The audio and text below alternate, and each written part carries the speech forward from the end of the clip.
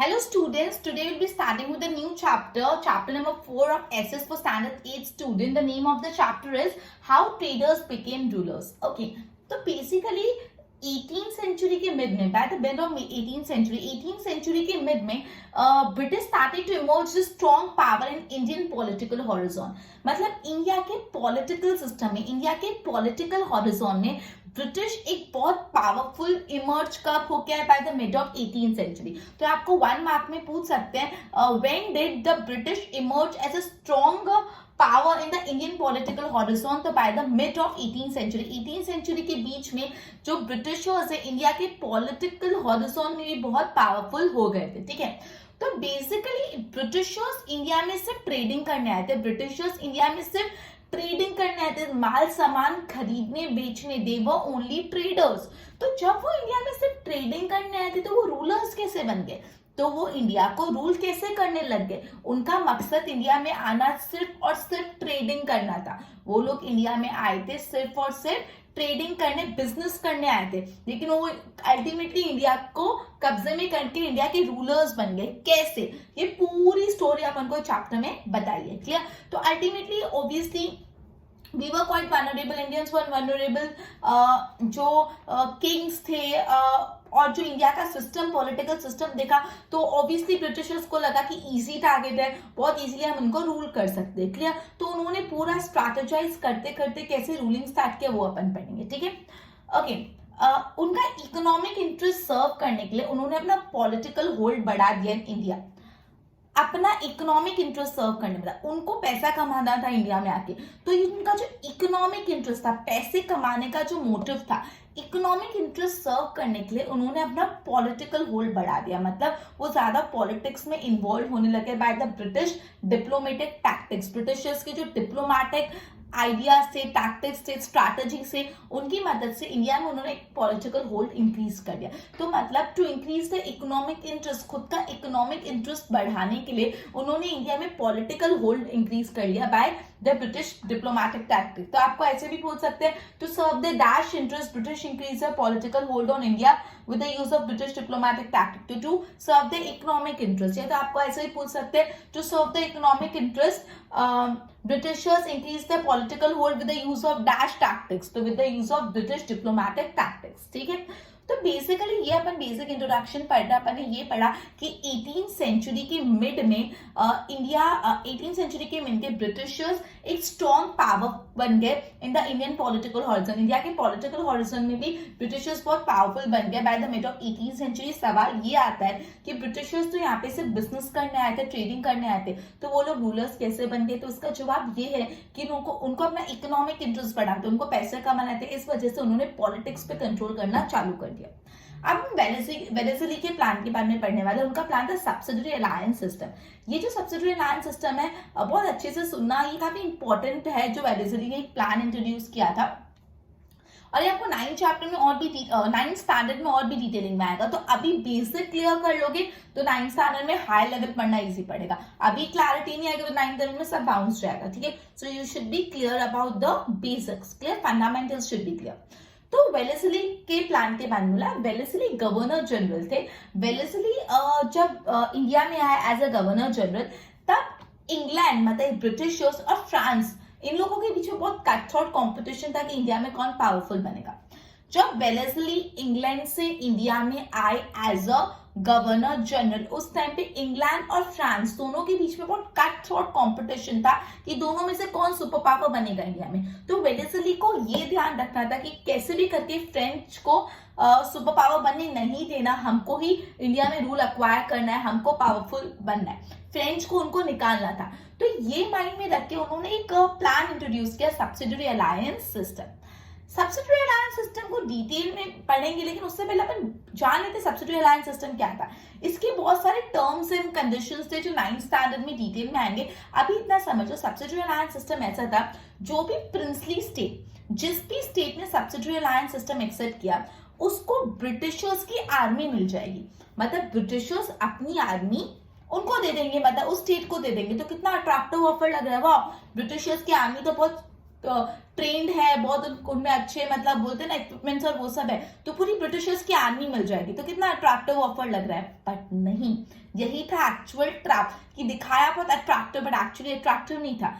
बोलने में क्या लग रहा है कि ब्रिटिशर्स अपनी आर्मी आपके यहाँ पे रखेंगे, तो it looks quite attractive, but actually यहाँ पे क्या था, ब्रिटिशर्स अपनी आर्मी उस स्टेट को देंगे जिसने भी सब्सिडियरी अलायंस सिस्टम एक्सेप्ट किया, लेकिन उस आर्मी को मेंटेन करने का काम उस स्टेट का। मेंटेन करने का मतलब उस पर जो भी खर्चा लगता है, आर्मी को मेंटेन करना is not a easy task, बहुत एक्सपेंसिव होता है। आर्मी इतनी बड़ी बड़ी आर्मी होते हैं, इतने ज्यादा एनिमल्स होते हैं, वेपन्स होते हैं, ह्यूमन बींग्स होते हैं, उन सबको मेंटेन करना बहुत डिफिकल्ट है। तो ब्रिटिशर्स आर्मी तो देंगे लेकिन उसको मेंटेन स्टेट करेगा।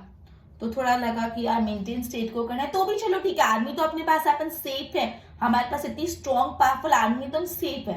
बट अगेन एक ट्विस्ट, ये आर्मी को वो स्टेट ब्रिटिशर्स की परमिशन के बिना यूज भी नहीं कर सकते। मतलब अगर सपोज कोई अपन को आर्मी को यूज करना है कोई दूसरे स्टेट या किसी के खिलाफ जंग छेड़ने में या इन एनी केस अपने आप को डिफेंड करने में, तो आप उसको यूज भी नहीं कर पाओगे, आपको ब्रिटिशर्स से परमिशन लेनी पड़ेगी उसकी। तीसरा ट्विस्ट, एक ब्रिटिश रिप्रेजेंटेटिव हमेशा आपके कोर्ट में रहेगा। एक ब्रिटिश रिप्रेजेंटेटिव हमेशा आपके दरबार में, कोर्ट में, जो राजा का कोर्ट होता है, दरबार लगता है, पूरा आपने मूवीज में देखा होगा, उस कोर्ट में हमेशा एक ब्रिटिश रिप्रेजेंटेटिव रहेगा। मतलब कोर्ट के सारे डिस्कशन ब्रिटिशर्स के तक पहुंच गए। तो अल्टीमेटली ये जो पूरा सिस्टम था एक स्वीट पॉइजन था। दिखने में बहुत अट्रैक्टिव लग रहा है, यार बहुत अच्छा ऑफर है, वी को टेक इट, बट एक्चुअली ये स्वीट पॉइजन था, मीठा जहर की अच्छा बोल बोल बोल के पूरा खराब करने वाला सिस्टम था। It was a sweet poison, just slow poison word भी यूज करते, कहीं स्वीट पॉइजन लिखते कहीं स्लो पॉइजन। तो ये था ध्यान रखना है कि ये सिस्टम को क्या पता चलता है, स्वीट पॉइजन। तो ऐसे आपको 1 मार्क में बहुत ही one of the most popular famous easy आप कुछ भी बोलो क्वेश्चन है इस चैप्टर का, which system was known as slow poison या sweet poison, subsidiary alliance system. मैं वापस आपको समझाती थी एक और बार, बिकॉज आपको सब्सिडियरी अलायंस सिस्टम क्या होता है वो बहुत अच्छे से पता होना चाहिए, तो ही आप जाके इसके ये अच्छा है या बुरा है या किसने एक्सेप्ट किया वो सब आप पढ़ सकते हो। बट द फर्स्ट थिंग आपको उसका मतलब पता होना चाहिए। मैं वापस समझा रही, सब्सिडियरी अलायंस सिस्टम ये बोलता है जिस भी प्रिंसली स्टेट ने सब्सिडियरी अलायंस सिस्टम ब्रिटिशर्स का एक्सेप्ट किया, उसको ब्रिटिशर्स अपनी आर्मी दे देगी। Wow what a good offer, Britishers की आर्मी हमारे पास आ गई। बट वेट, इसके और भी कंडीशन थे। वो ब्रिटिशर्स की जो आर्मी थी उसको मेंटेन करने का काम इंडियन स्टेट का होगा। मतलब वो प्रिंसली स्टेट, जिस स्टेट ने ये सब्सिडियरी अलायंस सिस्टम एक्सेप्ट किया और जिसको ब्रिटिशर्स की आर्मी मिली, उस आर्मी को मेंटेन भी वही स्टेट करेगा। And trust me, it's very expensive, बहुत ज्यादा कॉस्ट लगता है एक आर्मी को मेंटेन करने का। एक स्टेट की आर्मी मेंटेन करने को बहुत एक्सपेंस लगता है। उसके बाद ये बात की जो स्टेट है, जिस स्टेट ने सब्सिडियरी अलायंस सिस्टम एक्सेप्ट किया है, वो ये आर्मी को यूज भी नहीं कर सकता without the permission of Britishers. Britishers की विल के खिलाफ जाके वो यूज नहीं कर सकते। मतलब अगर वो उसको, मतलब इन शॉर्ट, हमको किसी से आर्मी मिल रही है, उस आर्मी का खर्चा भी अपन को उठाना, अगर अपन उसको यूज भी नहीं कर सकते तो क्या फायदा। मतलब हम जो इंडियन स्टेट्स है वो आर्मी को यूज भी नहीं कर सकते। उनको यूज करना था जब ब्रिटिशर्स बोले, तब ब्रिटिशर्स चाहे तभी वो ये आर्मी को यूज कर सकते थे। और हमेशा ब्रिटिश एक जो कोर्ट होता है, रॉयल कोर्ट, उसमें हमेशा एक ब्रिटिश रिप्रेजेंटेटिव रहेगा। तो ये कुछ बेसिक इंट्रोडक्शन, बेसिक आपको आई थिंक आइडिया आ रहा होगा ये क्या है। तो ये बोला है कि as per this scheme any princely state that have accepted the subsidiary alliance system have to keep and maintain, the British army have to keep and maintain, both word use किया, मतलब ब्रिटिश आर्मी रखनी भी पड़ेगी और उसको maintain भी करना पड़ेगा। as well as there would be a British representative in a court, और उनके कोर्ट में ब्रिटिश रिप्रेजेंटेटिव होगा। ये एक ही लाइन में बोल दिया, लेकिन एक्चुअली इसमें आपको बहुत ज्यादा चीजें कंक्लूड करनी कि ब्रिटिश आर्मी की रखना है, मेंटेन भी करना है और एक ब्रिटिश रिप्रेजेंटेटिव भी कोर्ट में रखना है, ठीक है। अब इसमें तो ब्रिटिशर्स का फायदा, British could maintain the army without spending money. उनका दिमाग देखो, ब्रिटिशर्स से क्या अच्छा स्ट्रैटेजी अपनाया कि हमारी आर्मी भी मेंटेन हो जाएगी और उनको खर्चा भी नहीं करना पड़ेगा।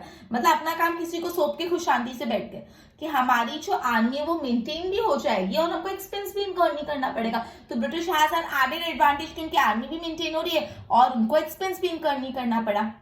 Okay.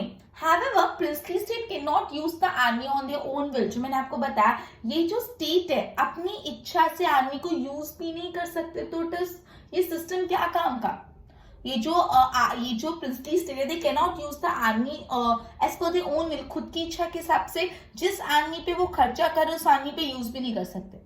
ये सिस्टम इनिशियली बहुत सिक्योर लगता है, कि यार अच्छी बात है, आर्मी मिल जाएगी, वो सेफ रहेंगे, हम तुमको टेंशन नहीं, कोई अटैक नहीं करेगा। बट नहीं नहीं, ये सिस्टम ने रूलर्स को एनस्लेव, उनका नौकर बना दिया। क्लियर? इस सिस्टम को स्लो पॉइजन या तो स्वीट पॉइजन माना जाता है। तो अब आप ये जानना चाहोगे कि कौन से स्टेट्स है जिन्होंने ये एक्सेप्ट किया सब्सिडी अलायंस सिस्टम। तो yes, this answer is also important and this you should also know this, किस किसने एक्सेप्ट किया। हैदराबाद, मैसूर, अयोध्या, जोधपुर, गायकवाड़ और Vadodara, and there are many more जो आपके टेक्स्ट बुक में डिटेल में लिखा हुआ है। तो ये सारे स्टेट है जिन्होंने ये एक्सेप्ट किया। तो ये बहुत इंपॉर्टेंट है किस किस स्टेट्स ने ये एक्सेप्ट किया। तो दे हैदराबाद, मैसूर, अयोध्या, जोधपुर। ठीक है, अब आप ये भी जानना चाहोगे कि सबसे पहले किसने एक्सेप्ट किया। ओके, कोई भी चीज होती तो सबसे पहले किसने की, वो तो सवाल इंपॉर्टेंट है। तो सबसे पहले निजाम ऑफ हैदराबाद इस सब्सिडी अलायंस सिस्टम के विक्टिम बने। विक्टिम ही हो गया ना, फर्स्ट के सब्सिडी अलायंस सिस्टम एक्सेप्ट करके। तो ये जो सब्सिडी अलायंस सिस्टम के विक्टिम सबसे पहले कौन थे? निजाम ऑफ हैदराबाद। जो निजाम ऑफ हैदराबाद थे वो सबसे पहले विक्टिम थे subsidy alliance system. So this is very very very important. Who was the first to accept, which was the first state to accept the subsidiary alliance system, या who was the first victim। कैसे भी पूछ सकते हैं। सबसे पहले victim कौन थे? निजाम ऑफ हैदराबाद। ठीक है, उसके बाद मैसूर और उसके बाद अयोध्या। ठीक है, अब मराठास को उन्होंने कैसे सब्सिडियरी अलायंस सिस्टम एक्सेप्ट करा? ब्रिटिशर्स ने उन लोगों को अंदर अंदर ही लड़ा दिया। मराठास में इंटरनल फाइट कराई और उनको फोर्स किया कि आप सब्सिडियरी अलायंस सिस्टम, मतलब ऐसा सिचुएशन क्रिएट कर लिया कि उनको अंदर अंदर लड़ा दिया। मतलब ऐसी सिचुएशन क्रिएट कर ली कि उनको सब्सिडियरी अलायंस सिस्टम एक्सेप्ट करना पड़ा। तो ब्रिटिश में मराठा फाइट अमंग देमसेल्फ, मतलब मराठा को अंदर अंदर ही लड़ा दिया और फिर उनसे सब्सिडियरी अलायंस सिस्टम एक्सेप्ट करवा। ओके, तो बेसिकली अपन ने ये पढ़ा कि 18वीं सेंचुरी के मिड में ब्रिटिशर्स एक बहुत स्ट्रॉन्ग पावर बन गए इंडियन पॉलिटिकल हॉरिजॉन में। और सवाल ये उठता है कि ब्रिटिशर्स तो इंडिया में सिर्फ बिजनेस करने आए थे, ट्रेडिंग करने आए थे, तो how come they became a ruler? तो यस, उनका इकोनॉमिक इंटरेस्ट सर्व करने के लिए उन्होंने अपना पॉलिटिकल होल्ड इंक्रीज कर लिया इंडिया में अपनी ब्रिटिश डिप्लोमेटिक टैक्टिक्स से। फिर वेलेस्ली के बारे में बात की। जब वेलेस्ली इंडिया में आए थे as a governor general from England, उन्होंने देखा कि फ्रेंच और इंग्लैंड के बीच में तो बहुत कट थ्रॉट कॉम्पिटिशन है। अगर इंग्लैंड अच्छे से नहीं परफॉर्म कर पाया, इंग्लैंड अच्छे से नहीं अपना रूल जमा पाया, तो इंग्लैंड आउट, फ्रेंच इन, तो वो ये होने नहीं दे सकते थे। तो अपनी पोजीशन बचाने के लिए और फ्रेंच को रफा दफा करने के लिए उन्होंने सब्सिडियरी अलायंस सिस्टम लेके आया। क्या लेके आए? वो सब्सिडियरी अलायंस सिस्टम लेके आए। ठीक है, अब सब्सिडियरी अलायंस सिस्टम क्या होता है? मैंने आपको बताया कि ये स्कीम के हिसाब से जो भी प्रिंसली स्टेट ये एक्सेप्ट कर रहे थे, have to keep and maintain British army as well as there would be British representative in the court. ठीक है, इस तरह से ब्रिटिशर्स अपनी आर्मी मेंटेन कर सकते थे विदाउट स्पेंडिंग अ पेनी, 1 रुपया भी खर्च करे बिना अपनी आर्मी मेंटेन कर सकते थे। एंड द मेन थिंग तो यहाँ पे ये कि princely state can not use the army on their own will. ये जो स्टेट जिन्होंने सिस्टम एक्सेप्ट किया वो खुद की इच्छा से आर्मी को यूज भी नहीं कर सकते। ठीक है, तो ये स्वीट पॉइजन माना जाता है। सिस्टम इनिशियली आपको सिक्योर लगेगा, मतलब इनिशियली उन स्टेट को लगता था सेफ है, सिक्योर है, बट एक्चुअली उनको एनस्लेव बना दिया और ये बहुत स्लो पॉइजन था। किस किस स्टेट ने एक्सेप्ट किया? Hyderabad, Mysore, Ayodhya, Gaekwad, Vadodara and many more. सबसे फर्स्ट कौन थे? हैदराबाद। निजाम ऑफ हैदराबाद वो the first victim of subsidiary alliance system, और उसके बाद मैसूर और उसके बाद अयोध्या। ठीक है, ब्रिटिशर्स ने मराठा को क्या कहते हैं? उनको अंदर अंदर लड़ा दिया। Britishers mean Maratha to fight among themselves, अंदर अंदर लड़ो और सब्सिडियरी अलायंस सिस्टम एक्सेप्ट करवा दिया। क्लियर? एक बार बोर्ड से इतना गो थ्रू करवाती हूँ। By the mid of the 18th century, British started to emerge as a strong power in the Indian political horizon. तो प्लीज ये सब वर्ड्स इग्नोर मत करना। आपको पूछ सकते हैं by the mid of that century British started to begin, ये आपको पूछ सकते हैं। British came to India to trade, then how they became ruler. So देखो, to serve the economic interest, they increased their political hold on India and with the use of British diplomatic tactics. तो मैंने आपको बोला ऐसे भी पूछ सकते हैं, to serve their dash interest, they increased their political hold on India to serve their economic interest. Clear? उसके बाद आ जाता है वेलेस्ली पॉलिसी ऑफ एक्सपेंशन। तो when Wellesley came to India as a governor general, there was a cut throat competition between England and France. आपको ऐसे भी पूछ सकते हैं when dash came to India या when Wellesley came to India, तो cut throat competition किस किस में था? इंग्लैंड और France. It was necessary to check the France from becoming powerful. बहुत जरूरी था कि फ्रांस को पावरफुल नहीं बनने देना। So Wellesley introduce a new plan that is subsidiary alliance system.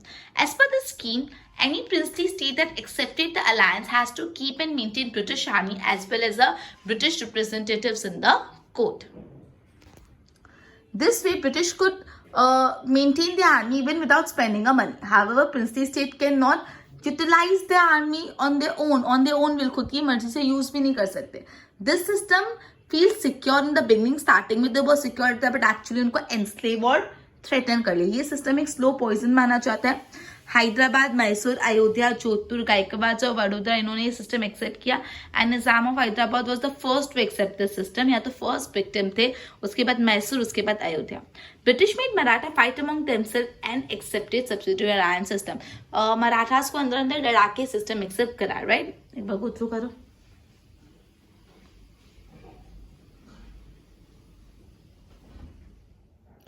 Okay, अब अपन ने पढ़ा कि निजाम ऑफ हैदराबाद, मैसूर, अयोध्या, मराठास, इन सब ने सब्सिडियरी अलायंस सिस्टम एक्सेप्ट करे. पर आपको नहीं लगता कुछ ना कुछ रीजंस रहे होंगे उनके सिस्टम एक्सेप्ट करने के लिए, उनकी क्या सिचुएशंस थी वो पढ़ते हैं. तो बेसिकली निजाम ऑफ हैदराबाद और मराठा के बीच में एक वॉर हुई थी जिसमें निजाम ऑफ हैदराबाद हार गए थे. उनको बहुत हैवी लॉसेस हुए थे, तो बहुत हार गए थे. They were ready to accept the subsidiary alliance system because already उनके पास कुछ था नहीं. So basically owing to the losses of Nizam in the fight with the Maratha, तो वो फर्स्ट थे, सबसे पहले थे जिन्होंने सब्सिडियरी अलायंस सिस्टम एक्सेप्ट किया. जो निजाम ऑफ हैदराबाद थे वो सबसे फर्स्ट थे जिन्होंने सब्सिडियरी अलायंस सिस्टम एक्सेप्ट किया, बिकॉज उनको बहुत सारे लॉसेस हो गए थे जो निजाम की जो मराठा के साथ फाइट हुई थी उसमें. तो उन्होंने सबसे इजीली और सबसे फर्स्ट सिस्टम एक्सेप्ट किया. अब मैसूर की बात आती है, तो मैसूर सुल्तान में जो टीपू सुल्तान थे वो बिल्कुल रेडी नहीं थे सिस्टम एक्सेप्ट करने के लिए. मतलब उन्होंने कंप्लीटली आउटराइटली सिस्टम को रिजेक्ट कर लिया था कि we won't accept this system. लेकिन जो फोर्थ एंग्लो मैसूर वॉर हुआ था ब्रिटिशर्स और मैसूर या टीपू सुल्तान के बीच में, उसमें मैसूर हार गया था, टीपू सुल्तान हार गए थे और फोर्सफुली उनको सब्सिडियरी अलायंस सिस्टम एक्सेप्ट करना पड़ा. ठीक है. निजाम ऑफ हैदराबाद ने क्यों किया? बिकॉज उनकी मराठा के साथ वॉर हुई थी जिसमें उनको बहुत ज्यादा लॉस हो गया था. So owing to that losses with the Maratha, उनको ये सब्सिडियरी अलायंस सिस्टम सबसे पहले एक्सेप्ट करना पड़ा. मैसूर में टीपू सुल्तान ने एकदम क्लियर मना कर लिया था हम नहीं एक्सेप्ट करेंगे सिस्टम, वो बहुत अगेंस्ट थे इनके. लेकिन जो फोर्थ एंग्लो मैसूर वॉर हुई थी उसमें टीपू सुल्तान हार गए थे और फोर्सफुली मैसूर को भी सब्सिडियरी अलायंस सिस्टम एक्सेप्ट करना पड़ा. मराठास में तो क्या हुआ, मराठा में जो उनके हेड थे चीफ नाना फर्नांडिस, ठीक है, जो नाना फर्नांडिस थे उनके जो हेड थे वो एकदम मेन थे. तब तक सब अच्छा था, जैसे उनकी डेथ हुई तो जो अंदर अंदर मराठास है वो लड़ने लगे. इनफैक्ट ब्रिटिशर्स लड़ाने लगे. Britishers divide and rule policy खेलते हैं. आपको पता है कि लोगों को बांटो और फिर रूल करो, मतलब लोगों में फूड डलवाओ और फिर उनको रूल करो. तो ब्रिटिशर्स ने डिवाइड एंड रूल पॉलिसी अपना के मराठास को डिवाइड कर लिया, मराठास को पूरा अपना सब्सिडियरी अलायंस सिस्टम एक्सेप्ट कर लिया. मतलब जब तक उनके चीफ थे नाना फर्नांडिस तब तक वो बहुत स्ट्रॉन्ग और पावरफुल थे. आई मीन वो डिवाइड नहीं हुए थे. लेकिन उनके चीफ की डेथ हुई तो उनके बाद जो सारे मराठास थे वो लोग अंदर अंदर लड़ने लगे. उनको ब्रिटिशर्स ने डिवाइड एंड रूल पॉलिसी से अंदर अंदर लड़वा के सब्सिडियरी अलायंस सिस्टम एक्सेप्ट कर लिया. और ऐसे करते करते बाकी लोगों ने भी एक्सेप्ट किया. और एक पूरे 7 साल के स्पेन में वेलेस्ली ने कंपनी का रूल इतना ज्यादा एक्सपेंड कर लिया और ब्रिटिश को एक सुपर पावर बना दिया. ठीक है. तो अपन ने अभी क्या पढ़ा कि बेसिकली किसने क्या रीजन से एक्सेप्ट किया. तो निजाम ऑफ हैदराबाद सबसे फर्स्ट एक्सेप्ट करेंगे, उनके भी कुछ रीजंस रहे होंगे. यस, उनकी मराठास के साथ वॉर हुई थी जिनमें उनको बहुत लॉस हो गया था, तो अल्टीमेटली उन्होंने एक्सेप्ट कर लिया. मैसूर ने क्यों एक्सेप्ट किया? टीपू सुल्तान ने मना कर दिया, I won't be accepting this system, वो बिल्कुल अगेंस्ट थे. लेकिन जो फोर्थ एंग्लो मैसूर वॉर हुआ उसमें टीपू सुल्तान हार गए थे और फोर्सफुली मैसूर को एक्सेप्ट करना पड़ा. मराठा ने ऐसा एक्सेप्ट किया, जो उनके हेड थे नाना फर्नांडिस, उनकी डेथ के बाद ब्रिटिशर्स से डिवाइड एंड रूल पॉलिसी खेल के उनको अंदर अंदर लड़वा के पॉलिसी सिस्टम एक्सेप्ट कर लिया. 7 साल के ड्यूरेशन में ब्रिटिशर्स ने अपन को खुद को एक बहुत स्ट्रॉन्ग बना दिया, पावर बना दिया, पूरा कंपनी का रूल एस्टैब्लिश करा. अब अपन पढ़ने वाले जैसे सब्सिडियरी अलायंस सिस्टम उन्होंने ये मैसूर और इन सबको मैसूर हैदराबाद को कैप्चर किया. अब वो नॉर्थ डायरेक्शन में जाने लगे. दे हेडेड टुवर्ड्स नॉर्थ, कि नॉर्थ में कैप्चर करते हैं. नॉर्थ में ना नेपाल बहुत स्ट्रॉन्ग था, उनसे उनको खतरा था. नेपाल बहुत स्ट्रॉन्ग था, उनके जो रूलर्स थे बहुत स्ट्रॉन्ग थे. ब्रिटिशर्स को एक कहीं ना कहीं खतरा लगा कि दे सेंस थ्रेट फ्रॉम देम, उनसे उनको डर लगा, थ्रेट लगा. तो उन्होंने उसके साथ क्या कर ली? दोस्ती कर ली. जिससे डर लगता है उससे क्या दोस्ती कर लो. जिससे तुम लड़ नहीं सकते उसको दोस्त बना दो और पावरफुल बन जाओगे. अगर तुम्हारे सामने कोई बहुत ही पावरफुल इंसान है तुम उससे लड़ पानी नहीं वाले, तुम जीते नहीं वाले, तो व्हाट इज द ऑप्शन? उसको फ्रेंड बना दो. तो आप पावर वो पावर दोनों ज्यादा स्ट्रॉन्ग पावर बन जाएगी. तो this was the tactic adopted by Britishers. Nepal बहुत पावरफुल था and Britishers sense a threat from them. Britishers को उनसे खतरा लगा तो उन्होंने उनके साथ treaty of friendship treaty sign कर ली. ठीक है.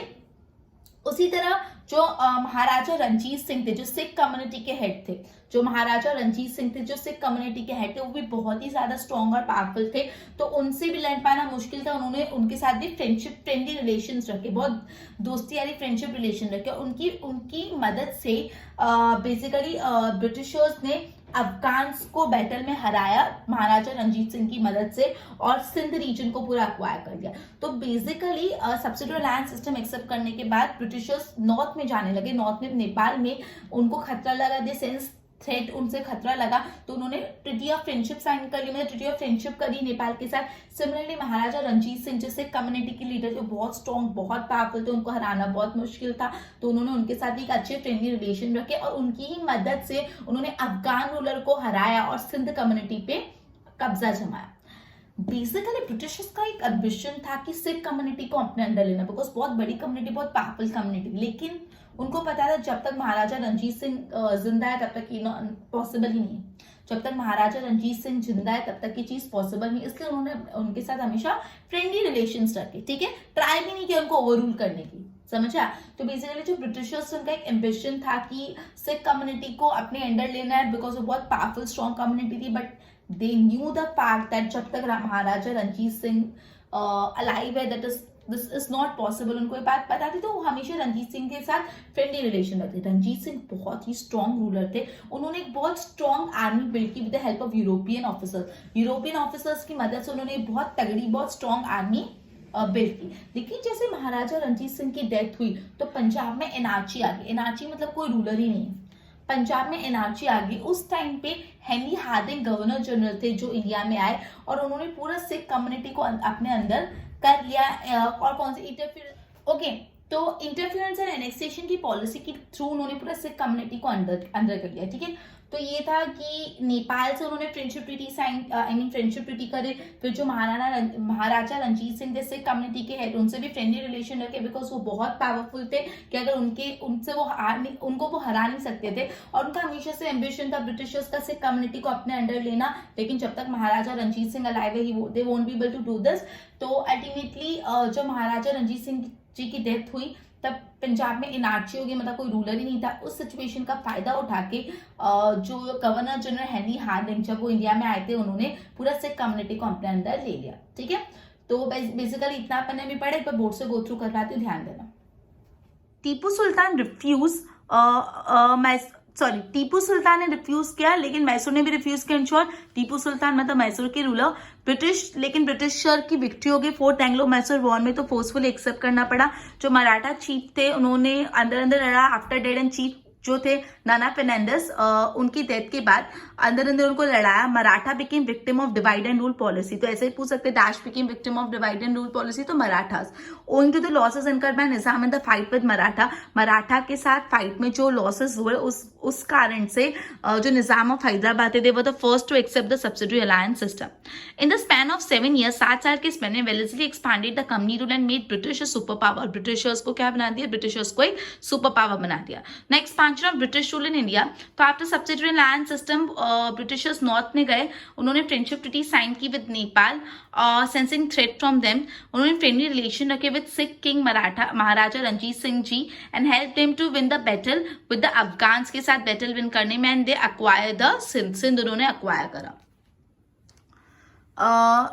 जो Britishers they have N ambition to capture the Singh kingdom, but it was not possible as long as Maharaja Ranjit Singh was alive. So they kept friendly relation with Ranjit Singh, and Ranjit Singh was a strong ruler. उनकी बहुत strong army उन्होंने build की with the help of European officer. And after then Punjab suffered from anarchy. So Governor General Henry Harding came in India and brought Sikh under their British rule with the policy of interference and annexation. Right? go through करो, इसकी notes बनाओ. Okay, so we would be ending our lecture by this and continue with the next point of the same chapter in our next session. Goodbye.